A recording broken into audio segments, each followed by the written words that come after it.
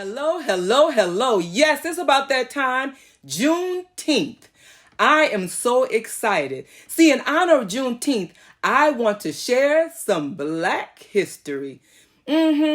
So let's start with some dates. June 19th, 1865, Galveston, Texas. We are hearing, whoo! Free at last, free at last. No, not Martin Luther King, free at last. Enslaved people hearing the word that freedom has came their way in Galveston, Texas. Then June 19th, 1866. That's when Juneteenth, it was a celebration. Yes, they went to talking about the Emancipation Proclamation. They read that, y'all. Then they had rodeos, and then they had just things that they talked about the history because they rejoiced that they were free. But June 17th, 2021, President Joe Biden, signed up a bill that said it is a federal holiday to celebrate Juneteenth. But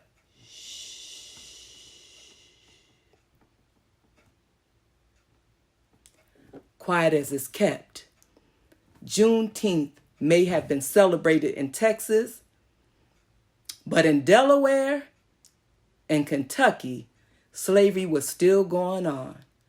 See, until the 13th Amendment came about, 6 months after, there was still slavery. I want to tell you something else that unfortunately was still going on. Because some of the slaves who now they say were enslaved, they had nowhere to go. Like, you go from serving massa, or should I say, serving the one who enslaved you, to not having a place to eat, sleep, or stay. That's where sharecropping came in. Because they had to ask the people at first who they were saying working for free, can I work for you? And in some cases, it still was for free. This ain't Texas. Woo! No, I'm not even going to try to go for that. Now, you know that I'm not going to get banned for copyright, but I will tell you this. Beyonce has the top country hit in 2024. But before Beyonce, if anybody knows anything, you know about Charlie Pride. And before Charlie Pride, yes, as you also know, African Americans started country music. But quiet as it's kept. Now, if anybody know about a cowboy and a good Western, some names that may come to mind is Roy Rogers, Gene Autry, and you could not think of a cowboy or a Western without thinking about this person. Wait for it. Wait for it. John Wayne. Yes. Now, I heard this lady was something else with a gun, but amazing with a rifle. And she did make history, and that was Annie Oakley. But I would like to talk to you about the original cowboy. The original cowboy were black men. But let me just tell you quickly about 3 people. Now, you know what I like to do, tell you about them, and then hopefully you'll go and want to learn more about them, whether it be individually or with your family. Let's begin. Bill Pickett, he was Texas born. He's no longer living. He invented bulldogging. Yes, now they call it steer rustling. But back then it was called bulldogging. That is bulldogging. He also was amazing in so many rodeo shows that he performed in. Now, also a black man was Nate Love. Nate Love was the first black man to be inducted in the National Rodeo Hall of Fame. I would like you to look up what his nickname was and put it down below. What was Nate Love's nickname and why did he receive that nickname? I challenge you to find that out. And then there was Mary Fields. Mary Fields was a famous stagecoach driver. She was a black woman, and she also was the first black female to be a mail carrier. They said that she was something else. And look at here, she retired. Nobody took her out while she was on a stagecoach, or nobody robbed her of the mail because they said she was very good with her pistol.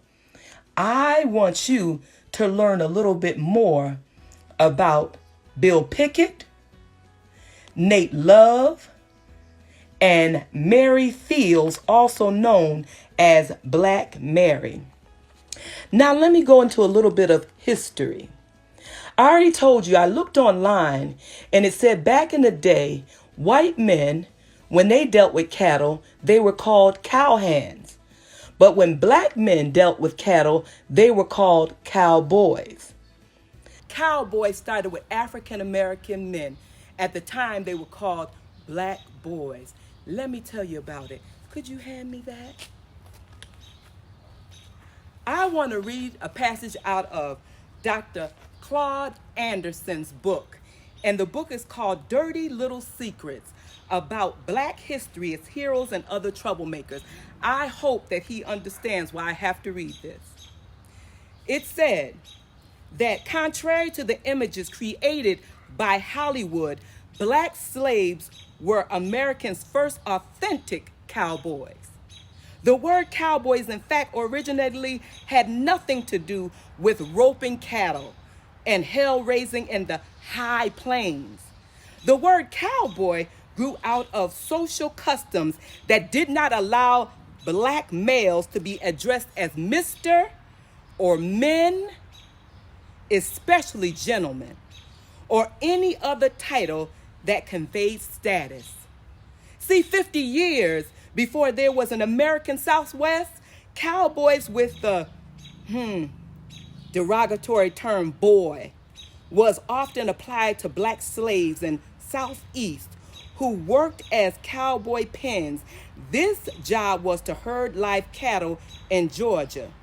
Let me take you to one point that you need to know.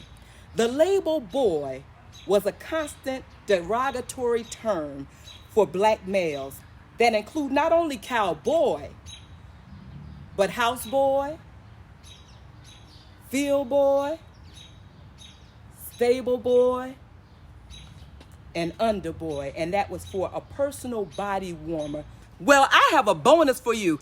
When you look at the sky and you see a hat going up, if you're my age or older, you would think, hi-ho, Silver Way, the Long Ranger. Well, did you know that the Long Ranger is based off of Bass Reeves, an African-American Marshal, U.S. Marshal, the first African-American U.S. Marshal. So when you hear hi-ho, Silver Way, don't you just think of a person that's wearing a mask and have Tonto on the side. You better look up Bass Reeves, the U.S. Marshal, the first African-American U.S. Marshal. See, cowboy didn't just start with John Wayne.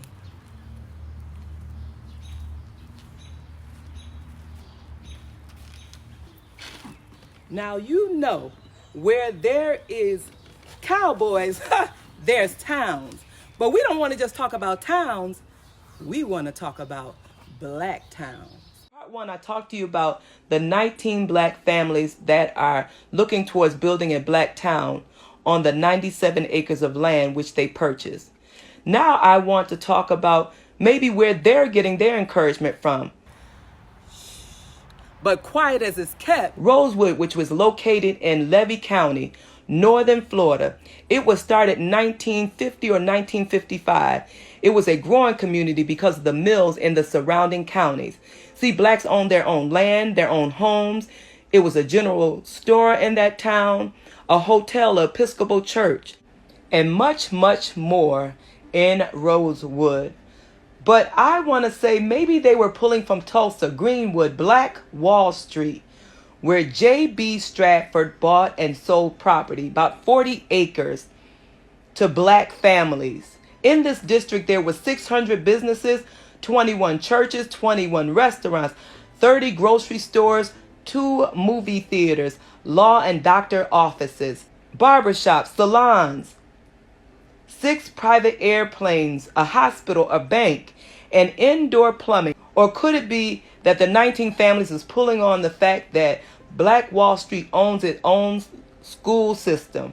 Or maybe they were pulling from Booker T. Washington, who coined this district Negro Wall Street, also known as Little Africa. Later on down the line, Black Wall Street. Let's go on to Seneca Village, New York, because maybe that's where they're pulling all their encouragement from to start this black town. Seneca Village, New York. There was once like a black community there between the years of 1825 and 1857. It was located between 82nd and 89th Street, Manhattan's first predominant black community of black property owners. It had about 264 residents, 3 churches, a school, and several cemeteries. Yes, but did you know that Seneca Village, New York was, wait a minute, wait for it, Central Park. Yes, now we know it as Central Park, but it used to be Seneca Village, New York. Or could it be Freemantown, Texas, now known as Forest Ward, but at one point it was known as the Mother Ward, where ex-slaves once they had got emancipated, some moved to Houston, but were forced to move at the time in Freedom Town, that's near Buffalo Bayou. It said that this site was full of swamp and mud and mosquitoes, and what mosquitoes bring diseases. But these people, what they did was they made lemonade out of lemons. When you think about Renee Walters and Ashley Scott, you better think of freedom. Yes, Freedom, Georgia. They are looking towards building up a black town. The update of the 19 black families that bought 98 acres of land is still trying to get funding to build the town. The group, founded by Renee Walters and Ashley Scott, may bring forth 2 accomplishments: raising funds and letting the public follow the progress of building up the black town. You know, like a modern day Black Wall Street, with a possible reality show, according to Atlanta Tribune 2024 article. They are on all platforms of social media. If you would like to contribute to their vision, you can contact them at Instagram at FREEDOMGA2020. That is at Freedom GA 2020. Just imagine picking up sticks, looking for things you don't even want to look for, but at the same time, you are trying to reach what some would say is freedom. I'm thinking about Harriet Tubman. We know about Harriet Tubman, Underground Railroad, and yes, in the Army, she was doing her thing. Yeah, she was doing her thing. Okay, maybe I won't say doing her thing. And she made it happen. We know about her. Freed several hundreds of people. They still are playing with the numbers, but I don't care. She freed them. And then there was Sojourner Truth. What did she say, y'all? Ain't I a woman? Yes. But quiet as it's kept, did anybody know about Biddy Mason? She went all the way from Georgia walking with her enslaver. And she was thinking to herself, freedom, freedom, freedom. Now you think about this. Even through wearing the dog's rabbit, freedom. But let me tell you something. See, unlike Harriet Tubman that the dogs ran after, unlike Sojourner Truth, whichever way she had to go to freedom, Miss Biddy went to freedom by saying, "Your Honor, I want to be free."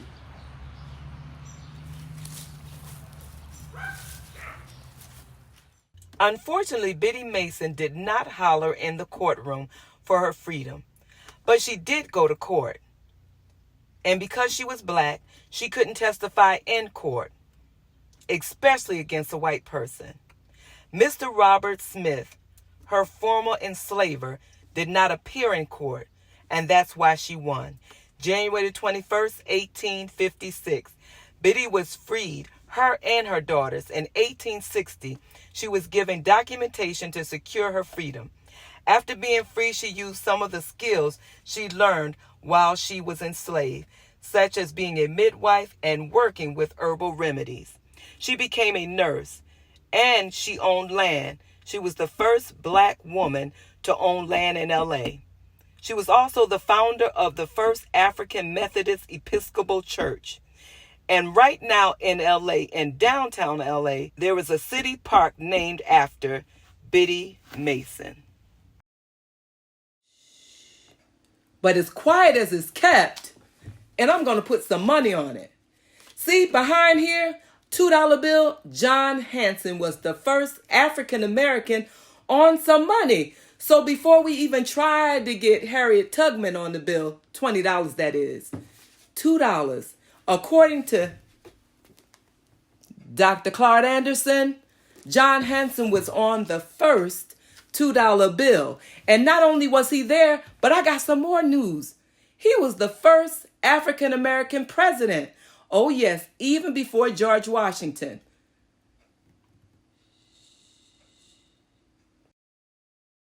Start with Paul Robeson. Again, I honored him because of the Super Bowl.